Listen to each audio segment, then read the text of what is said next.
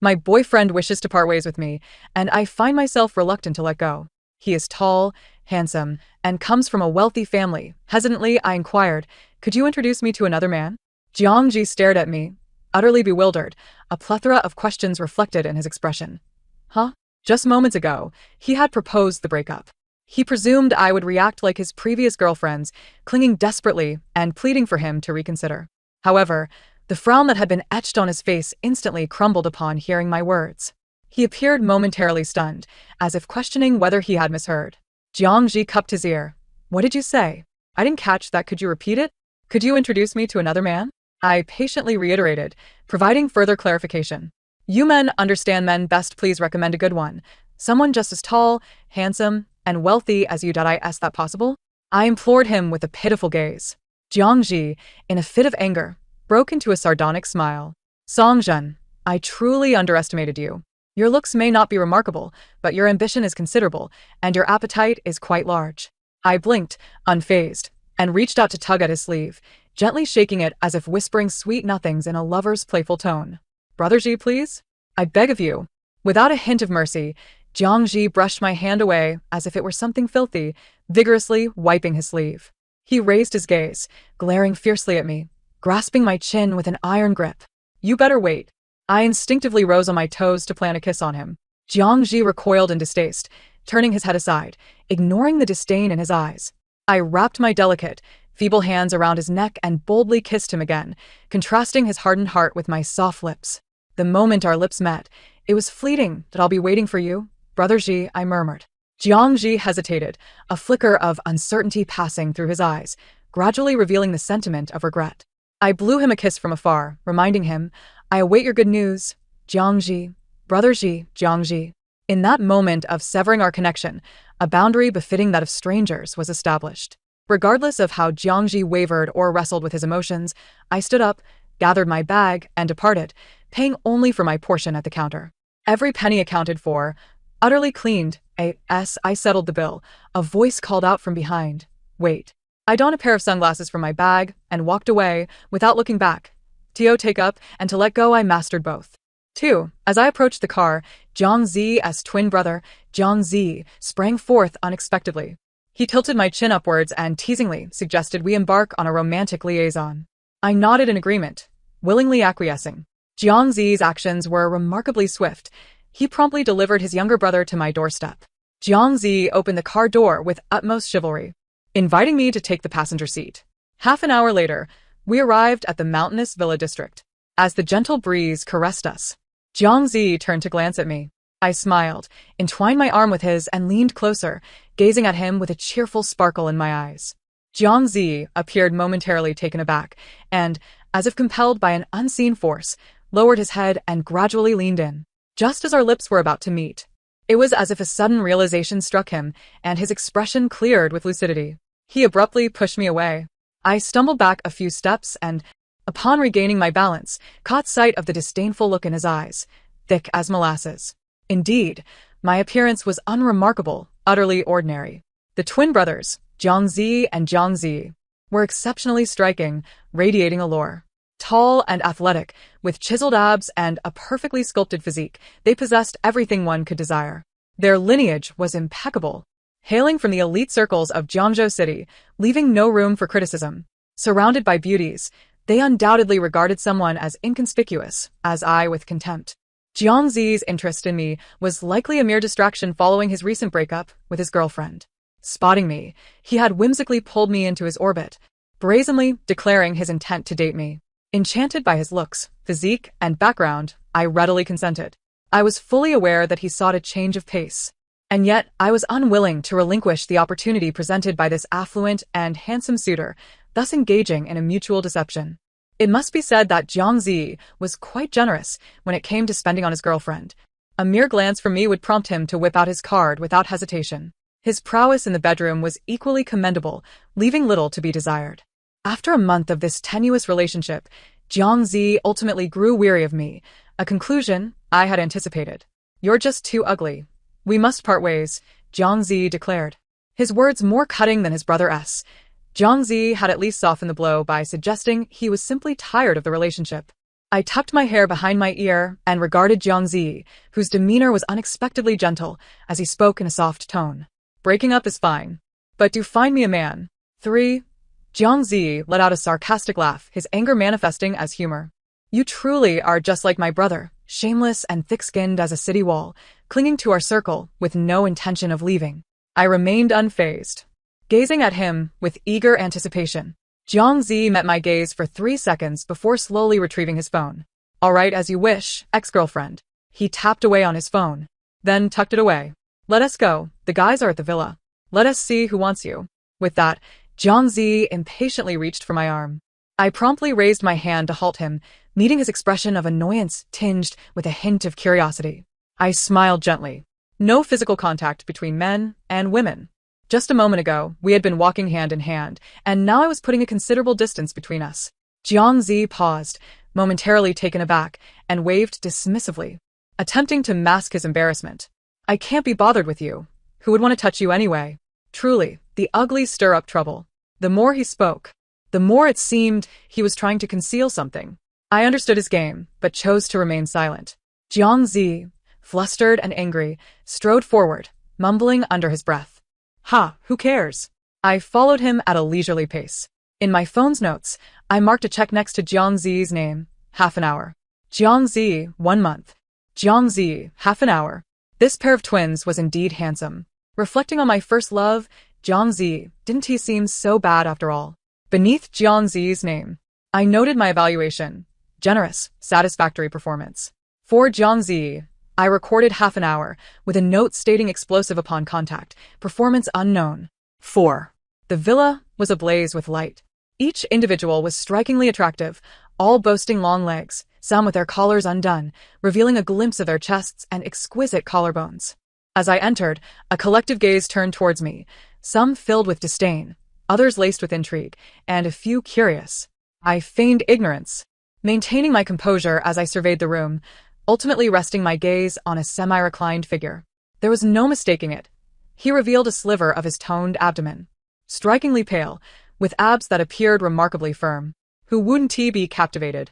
His long legs sprawled elegantly, one foot on the sofa and the other on the coffee table, showcasing his enviable physique. He was engrossed in a game, casting a fleeting glance my way as I entered. My heart fluttered. I wanted to engage.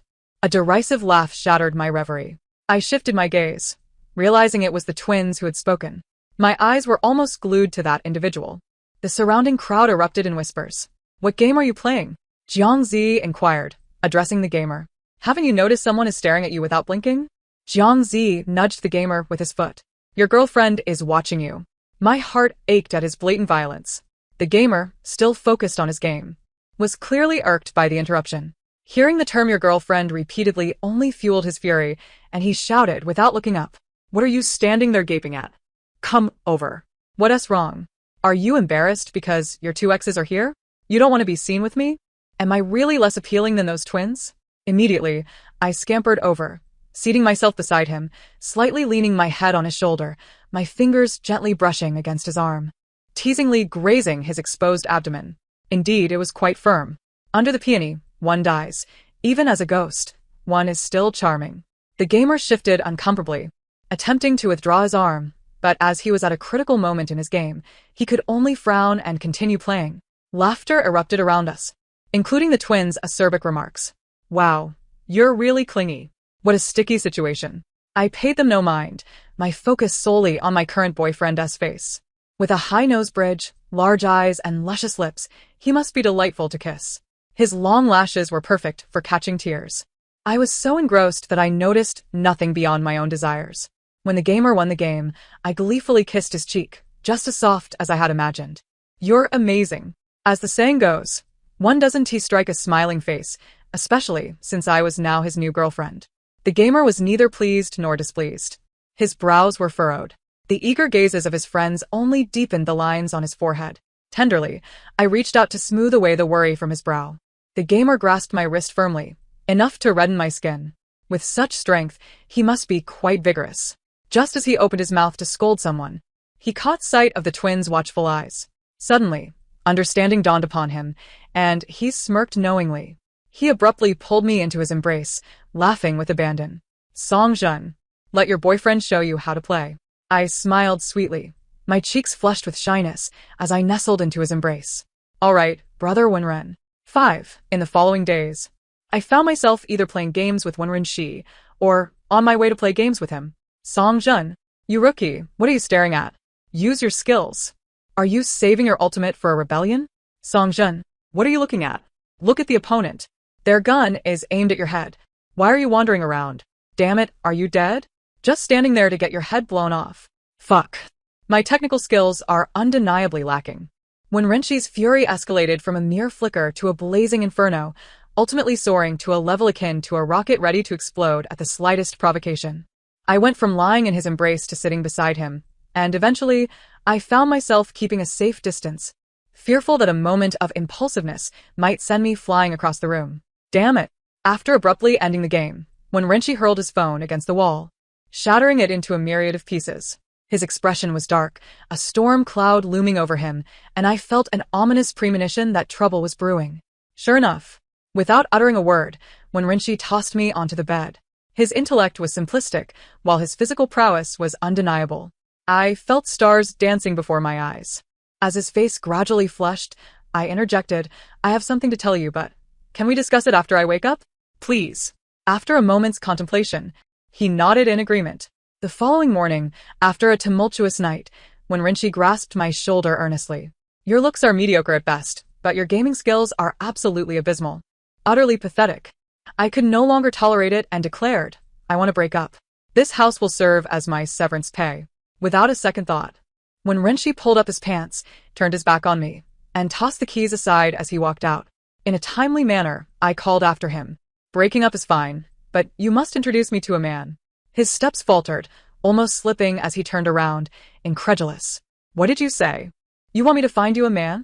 I nodded earnestly, adding, a man who doesn't play games. When Renshi felt his temper rise, and with a sardonic laugh, he repeated, a man, and one who doesn't play games? Good, splendid, he scoffed. What is so special about a man who doesn't play games? Haha. Songjun, just wait for me. I replied with utmost seriousness. All right. I shall wait for you to find me a man. With that, when Renshi stormed out in a fit of rage, prompting me to ponder the need for a new lock, I jotted down a note on my phone.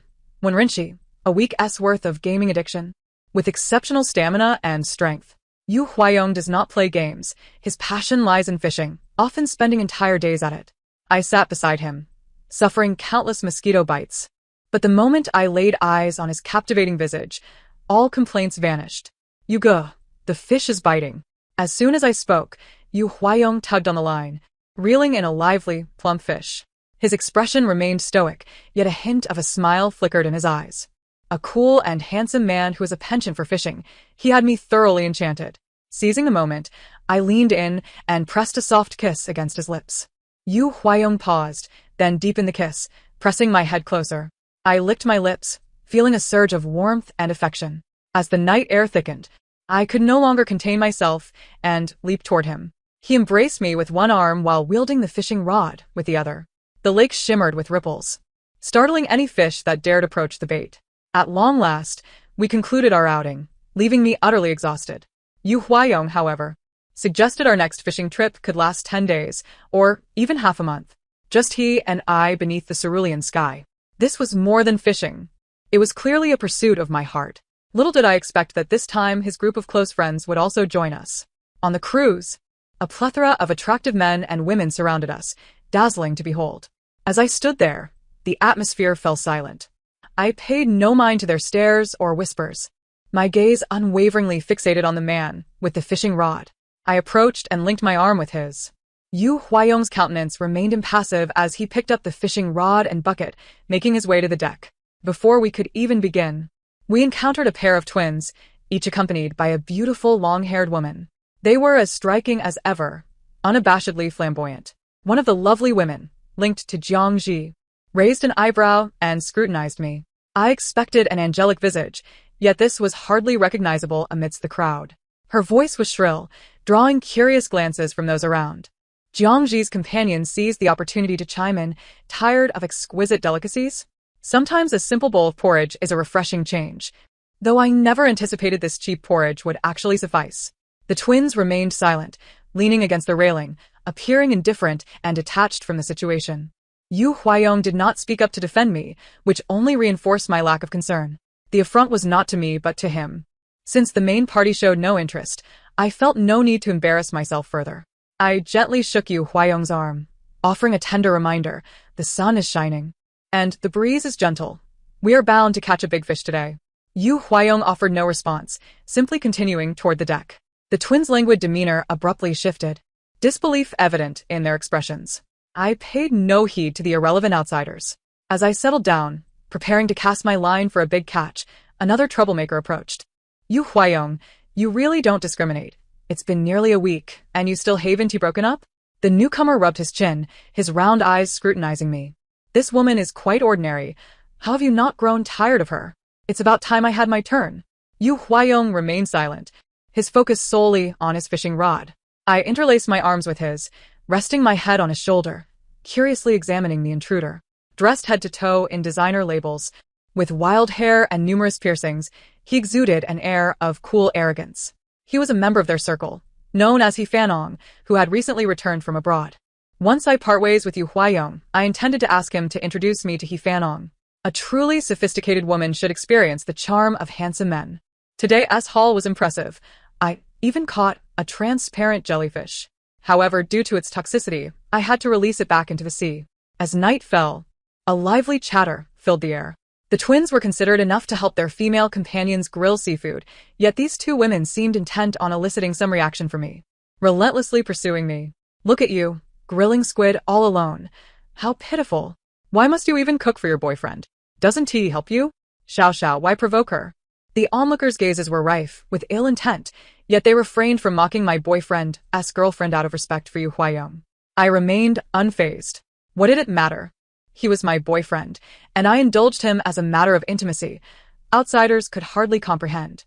I flipped the squid, achieving a perfect balance of crispiness and tenderness, drizzling it with honey before presenting it to Yu Huayong. Try it, let me know what you think. What do you like to eat? I'll prepare it for you. Yu Huayong finally looked up, took a bite, and slowly remarked that it was acceptable.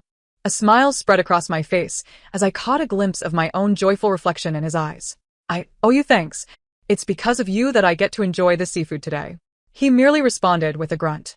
As I noticed others watching, I simply smiled politely and nodded, ignoring their inquisitive gazes. When I saw a bit of grease on the corner of Yu Huayong's mouth, I took a wet wipe to clean it off. He glanced at me, hesitated for a moment, then leaned in to plant a gentle kiss on my cheek. I reciprocated with a smile. He was slower to warm up, purer, and far more delightful than the others. Ahem, in public, let us maintain our image. I wondered who had the audacity to say such a thing. Suddenly, I heard someone whistle lewdly. I turned my gaze and spotted He Fanong not far away, winking at me and whistling with unabashed glee. Ah, what a playful spirit he is. I leaned closer to Yu Huayong and softly suggested, it's a bit chilly. Let us head back. Yu Huayong stood up and took my hand, disregarding the curious stares of those around us. As soon as we entered the room, I pulled Yu Huayong into an intimate embrace.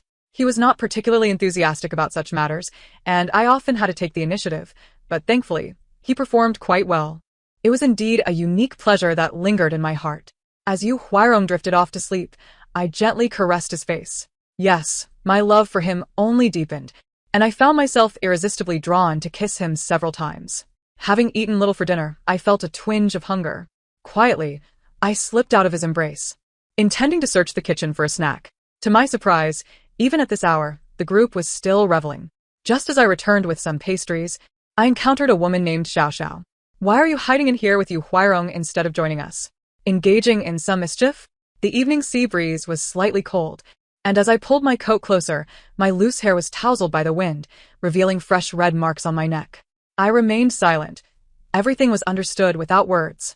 Xiao scoffed, her eyes sweeping over me. Ha, you really are something. So quickly back with Yu Huayong. What a seamless transition. She leaned closer, lowering her voice. Did you know that Jiangzi and his gang are betting on how long you'll last with him? She flashed a malicious grin. You can't be serious. Can you? I smiled subtly. They were part of my past, not my fault.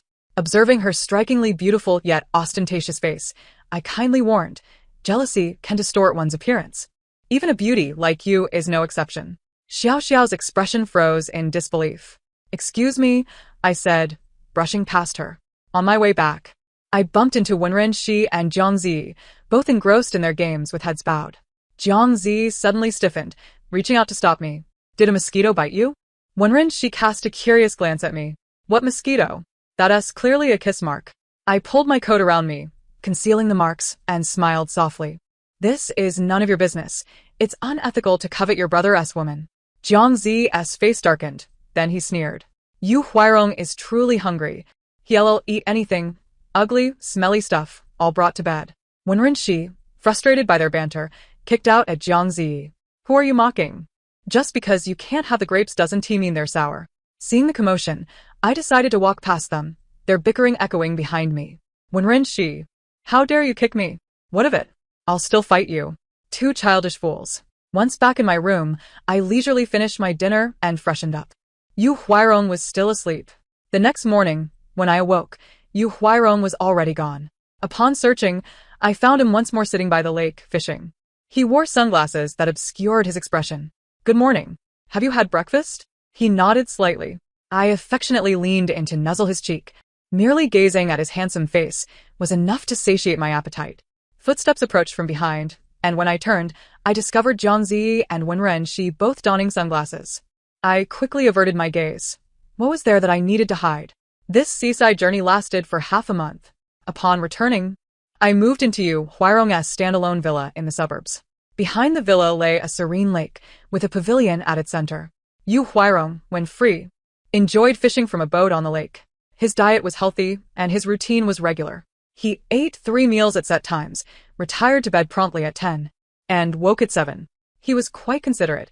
If I was not ready to sleep, I could play, while he would let me rest undisturbed. How thoughtful. Truly, it was love in abundance. Occasionally, he would attend gatherings with friends, and I would accompany him without objection. Should I choose not to go, he would not insist. The remainder of his time was spent either handling affairs or indulging in fishing at home. One time, his grandfather visited, and the two of them fished together. The elder teased me. This child has been following me since he was little, wobbling behind me with a fishing rod. I've rarely seen a young person as patient as Huairong. Young lady, you must possess considerable patience to spend time with him here. He enjoys it. So I accompany him. Idleness alone can be tedious, but together, we are never bored. Ha ha ha. Indeed, a soul capable of enduring solitude. Before departing, the elder gifted me a jade piece pendant, a precious item I admired and did not refuse. To be frank, I truly appreciated his temperament, calm and steady, akin to tranquil waters, unruffled and undisturbed. Regrettably, our month-long relationship ended. The catalyst was a reckless street race organized by He Nong, once a professional racer abroad. He Nong was forced to give it up upon returning home. He wagered me against Yu Huairong in a racing competition. Unsurprisingly, Yu Huairong lost. What astonished me was that he fell short by a mere 0.001 seconds. I had not anticipated that the seemingly unassuming man who relished fishing would reveal such a thrilling wildness when racing. Alas, it ended in separation. When we parted, Yu Huairong gifted me a fishing rod crafted from pure gold, sincerely wishing that I might catch a golden husband with it. Yu Huairong, the fishing enthusiast, the emotionally indifferent. He Nong was a playful type, a regular at bars and nightclubs. I detested such raucous venues that threatened to shatter my eardrums. Each time we visited such places, I made my aversion clear. After a few times, He Nong grew frustrated. Songzhen, what's with the pretentiousness? You dislike the noise. You don't enjoy playing. Yet when you were courting my brothers, you didn't seem to mind the fun?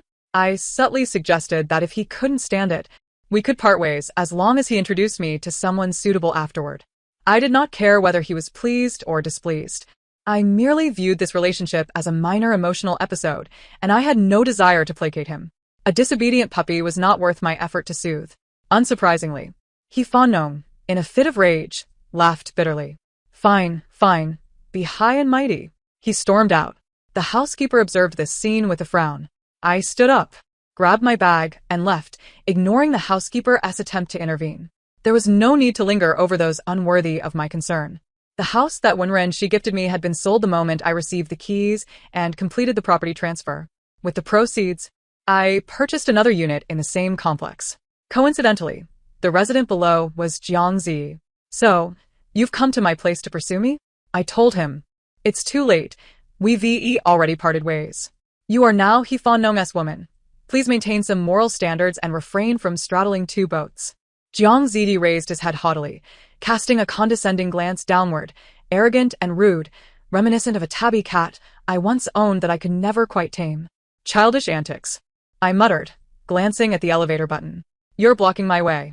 Jiangzi's expression shifted awkwardly as he slightly stepped aside, only to obstruct me again as I reached for the button. Why should I move just because you tell me to? Who do you think you are? Trying to boss me around? I disregarded his sudden outburst, hardly granting him a glance. After glancing at the customer service center on the elevator wall, I extracted my phone and dialed. Hello, this is the 6th elevator in Building 6. Someone is obstructing my ability to call it. Please send someone to address this issue. Madam, please hold on. Assistance will arrive in 1 minute. Jiangzi, visibly exasperated, rolled his eyes, his chest rising and falling slightly as he gritted his teeth and forced a smile. My gaze lingered only briefly on his chest, noting his commendable physique. Though his character left much to be desired, he lacked basic decency. Suddenly, Jiangzi, in a fit of indignation, glared at me fiercely and made a call. It's me. No need to come. The issue has been resolved. No sooner had he hung up than my phone rang. Madam, has your issue been resolved? Jiangzi impatiently inquired. Which floor? The 66th. Thank you, I replied, affirming the resolution. The elevator ascended rapidly. Jiangzi leaned back, arms crossed nonchalantly. Where did you get the money to buy a place here?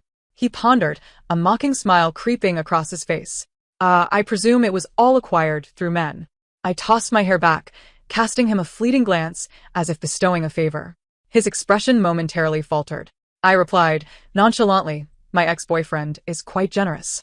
Jiangzi chuckled derisively, his teeth clenched, his eyes darkening as he continued to provoke me. He's just a benefactor. Despite his taunts aimed at unsettling me, I remained unfazed, calmly observing his antics, akin to a monkey in a circus. Frustrated and furious, Jiangzi struck a soft surface with a mighty punch. The elevator doors opened on the 65th floor, but he did not exit. Upon reaching the 66th, he followed me out. Standing at my doorstep, he still lingered. I took my time opening the door, opting instead to call Hifanong. Hello, my friend. I have someone following me who wishes to put a hat on you. Jiangzi attempted to snatch my phone away, but I casually held it against my chest. His hand froze midair, his bravado unyielding. Who do you think you are? Do you believe I would turn back for you? Take a good look in the mirror. It's your misfortune to look so frightful. As he spoke, his eyes darted towards my phone, his Adam's apple bobbing involuntarily. Who knows what he was truly gazing at? I let my gaze drift lower, offering an enigmatic smile. Are your pants meant to conceal length or size? Instantly, Jiangzi's face darkened, his teeth nearly grinding to dust. Meanwhile, on the other end, Hifanong's music blared joyfully, and he muttered something about madness before abruptly hanging up. This action undoubtedly boosted Jiangzi's morale. He regarded me with a haughty stare, as if anticipating my plea for mercy. I dismissed his antics, opening the door as he eagerly attempted to follow me inside, only to be startled back by a sudden bark. Just in time, I closed the door, the soundproofing rendering the outside world silent. Jiangzi pounded on the door for what felt like an eternity, only to receive no response, finally kicking it in frustration. I observed his absurd display of rage on the monitor, a truly embarrassing and uncouth ex, utterly lacking in redeeming qualities. Thank goodness, I never fell asleep next to such a fool. When Hifanong called me, I had already drifted off to sleep, my phone silenced. Upon awakening the next day, I noted a multitude of missed calls and raised an eyebrow. A man who plays until the early hours of the morning somewhat tedious, perhaps a bit tiresome. At 3 in the afternoon, Hifanong called again. If I don't call you, will you not take the initiative to reach out to me? I frowned, recognizing the same lack of decorum shared by those in our circle. Suddenly, I found the situation rather uninteresting. I was on the verge of suggesting a breakup, asking him to introduce me to a more cultured individual. I'm at the racetrack, he stated before hanging up. Recalling the last time they raced, I pondered for 3 seconds before deciding to head to the track. From a distance, I spotted Hifanong with his striking blue hair, arms crossed, leaning casually against the car door, his long legs bent at ease. I found him suddenly more agreeable. As I approached, I overheard him say, As long as Jiang Er Xiao asks, I'd be willing to let you sleep with Song Jin just once. I suppressed my emotions, smiling as I walked over. Jiang Zi noticed me first, flashing a wicked grin in my direction. He Fanong, you said it, I will eventually have her. He Fanong shrugged indifferently. As Jiang Zi's gaze shifted to me, He Fanong furrowed his brow, muttering, with a figure like that, you could find countless suitors on the street. I can't believe I agreed to such a tedious wager. I pretended not to hear, ambulating leisurely towards him. He Fanong wrapped his arms around my waist, pulling me close, my slender frame fitting snugly against him as I silently beckoned Jiang Zi. A spark ignited in Jiang Zi's eyes. He Fanong, displeased by Jiang Zi's predatory gaze, tightened his grip around my waist, asserting his claim. Jiang Zi's expression grew progressively colder. He Fanong was an excellent driver, his wild driving style exhilarating. I sat in the passenger seat, feeling the adrenaline rush and internally lamenting my choice to date a race car driver. He turned to glance at me. You don't seem to fear anything. I shrugged nonchalantly. Life is life. We are born to live, and the sooner we die, the sooner we can be reborn. He Fanong paused, momentarily distracted, which allowed Jiang Zi to catch up. Jiang Zi rolled down his window, casting a challenging glance at He Fanong. With one hand on the steering wheel, He Fanong pulled me closer and kissed me right in front of Jiang Zi. I was momentarily taken aback by his audacity, but soon realized he was retaliating against Jiang Zi. In the brief interlude of the kiss, I fixed my gaze unwaveringly on the man across from me. Jiang Zi's expression shifted, his long, pale hands gripping the steering wheel, veins bulging with tension and strength as he pressed the accelerator hard. Rather than a race, it resembled a reckless battle between two madmen. It ended in a stalemate.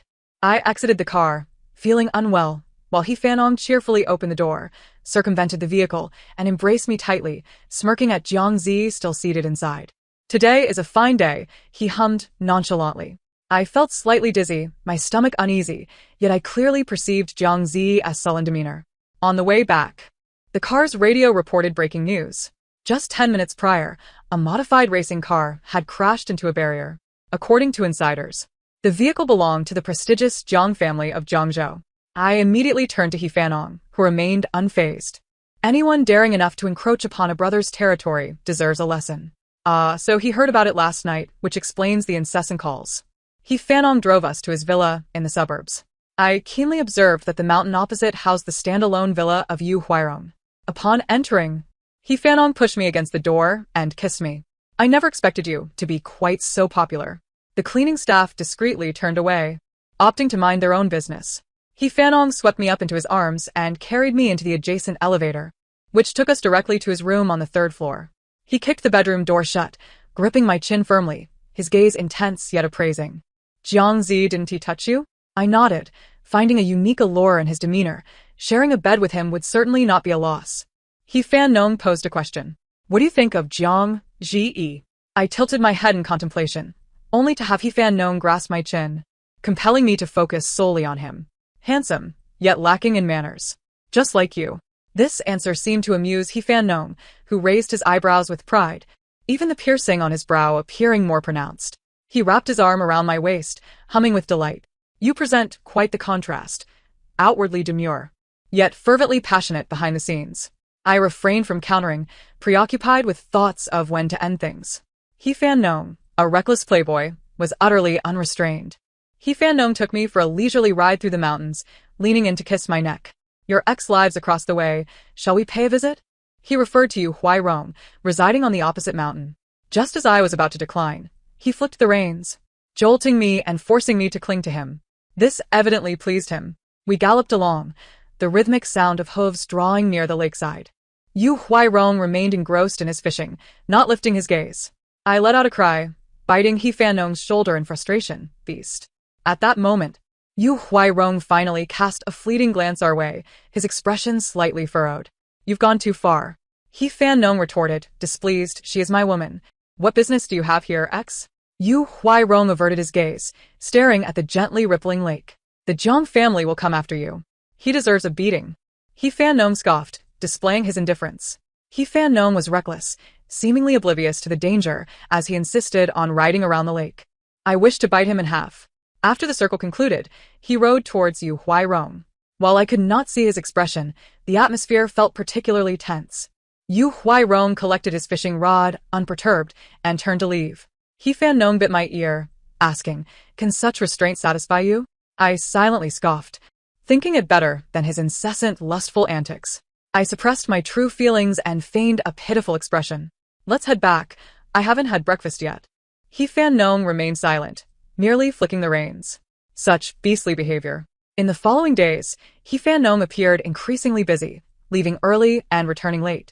His phone ringing incessantly. I knew the end was near, my heart elated at the thought. He Fan Nong dared to provoke Jiang Ji. The Jiang family would not let him off lightly. For a woman of dubious worth, he had affronted the Jiang family as twins. And the He family would not spare him either. One day, the butler from the He family came to deliver a message. "Miss Songjun, the old master sends his regards. If you wish to live, stay away from my young master." I nodded, appreciating the old man's concern for my life. Seeing my understanding, the butler handed me a check, 10 million after tax, with the stipulation that I refrain from appearing in Jiangzhou City again. Just as I had been planning a seaside vacation, I accepted the check. That evening, He Fan Nong returned. "Did you take the check from the old master?" His tone was harsh, brows furrowed menacingly. I nodded leisurely, flipping through a magazine. "You don't turn down money that comes knocking. That's how we gold diggers operate." He Fan Nong was nearly laughing in anger. "Well then, what a gold digger you are." He loomed over me, slightly bending down, his hands resting on the back of the sofa, casting a large shadow over me. His expression was inscrutable. "Don't let me see you again. I might not be able to restrain myself from killing you."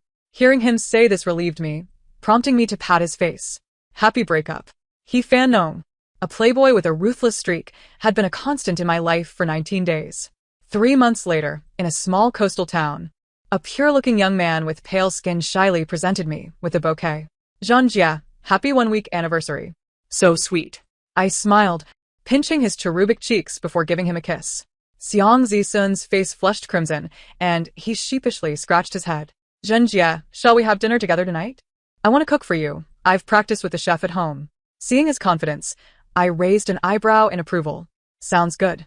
I look forward to your culinary skills."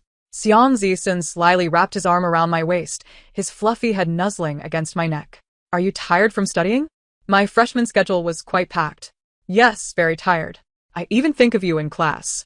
"Zhanjia, can you accompany me to Northern Europe during the summer vacation?" He blinked his large, watery eyes, his nose slightly red, an adorable sight. Of course. I stroked his soft cheek, teasing no more nuzzling. "Or, you want to get to showcase your cooking skills? Let us head home." Xiang Zisun busied himself in the kitchen while I played on my phone, only to suddenly find myself added to a group chat with gold diggers and their exes. I raised an eyebrow, manually changing the group name to Ms. Song's criminal record. Liang Zei. Jiang, Ji Songjun? Wenren Shi, don't look at me. It was an accidental mistake. Yu Huairong chimed in. He Fan Nong. Where have you gone? I snapped a photo of the seaside and sent it to the group, typing quickly, "On vacation. If you have business, speak up. A proper ex should act like they're dead." Liang Zei replied. "Oh, Who cares about Jiang Ji? Wenren, she asked. Why didn't you invite me on vacation? I could have played games with you, though you're terrible at them. Yu Huairong was well suited for fishing. Are you on vacation alone? He Fan Nong asked. I snapped a photo of Xiang Zisun in the kitchen, looking adorable, then closed my phone. Xiang Zisun's plating was exquisite, with candles lit and flowers arranged, soft romantic music playing. He was a seemingly innocent soul, with quite the flair for romance. I couldn't help but think that I had struck gold. After enjoying a delightful candlelit dinner, Xiang Zisun went to shower. The moment I opened my phone, a flood of messages and several missed calls awaited me. Jiang Ji's call came through immediately. I pressed the answer button. Your little boyfriend looks quite young. How old is he? 18. Jiang Ji exploded, screaming, You truly have no moral boundaries. Why are you robbing the cradle? I held the phone away from my ear. Not your concern. Mind your own business. Jiang Ji's voice was laced with uncontainable fury. Where are you on the coast? Crazy, I muttered, hanging up and blocking his number. Glancing at my messages, aside from Yu Huairong asking if the fishing was good, the rest were frantic inquiries crossing boundaries. I contemplated, and aside from Yu Huairong, I blocked the other 4. Xiang Zisun emerged from the bathroom, towel in hand. Zhenjia, who were you on the phone with? That voice was so loud and rough. I could hear it. Just my criminal record, I replied.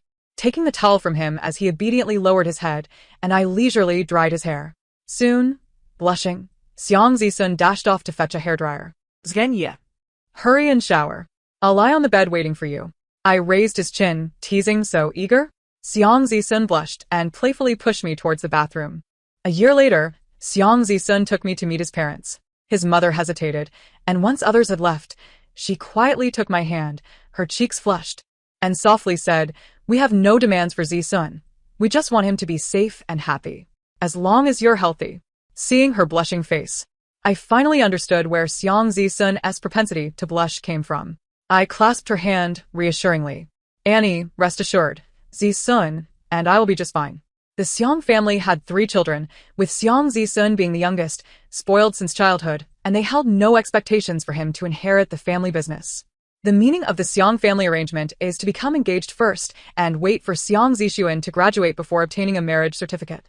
I have no objections. On the day of the wedding, I lifted the ban on my 4 exes and sent them invitations. After all, it wouldn't be unreasonable to expect a monetary gift. The Jiang family's twins presented me with 2 yachts. When Rinchi gifted me a parcel of prime real estate in the city center, He Fan Nong bestowed upon me a share in a mutual fund. Only Yu Huairong offered me a pure gold wealth tree, purportedly worth 10 minor goals. Given such lavish gifts, I specifically arranged a table for them. Except for Yu Huairong, the other 4 men glared at me with reddened eyes. Out of respect for the monetary gifts, I feigned ignorance. I approached Xiang Zixuan to toast. Yu Huairong congratulated me, wishing me a happy marriage and a joyful 30th birthday. As soon as he finished speaking, the 4 men simultaneously turned their heads, displeasure etched on their faces. Yu Huairong remained unperturbed. "Thank you." I smiled and clinked glasses with him. He gave a slight nod, his gaze quietly fixed on me, his lips moved, yet he ultimately said nothing, concealing the emotions in his eyes. I pretended not to see. What was missed, and there was nothing to lament. It is the courageous who are truly deserving of my affection. The 4 men, feeling disregarded, began to express their discontent. Jiangji chuckled. "It's been 4 years. If it weren't for the wedding, you wouldn't have even let us out of the blacklist, would you?" Jiangji added, "Just say the word, and I'll take you away in an instant." When Rinchi declared, "I'm done playing games. Can we reconcile?" He Fan Nong lamented, "My old man has passed. How about we get back together?" A vein pulsed at my temple. I was here to marry, not to reminisce with them. Xiang Zixuan tugged at my arm. "Jinjin, Don't say that. the brothers also miss you. It's been 4 years since we last met. I don't mind if you chat with them a bit more." Don't worry about me, I'm fine. "I'm quite magnanimous." Yu Huairong paused with his glass, muttering about being defeated by the green tea, White Lotus. The 4 men, their eyes reddening, glared fiercely at Xiang Zixuan.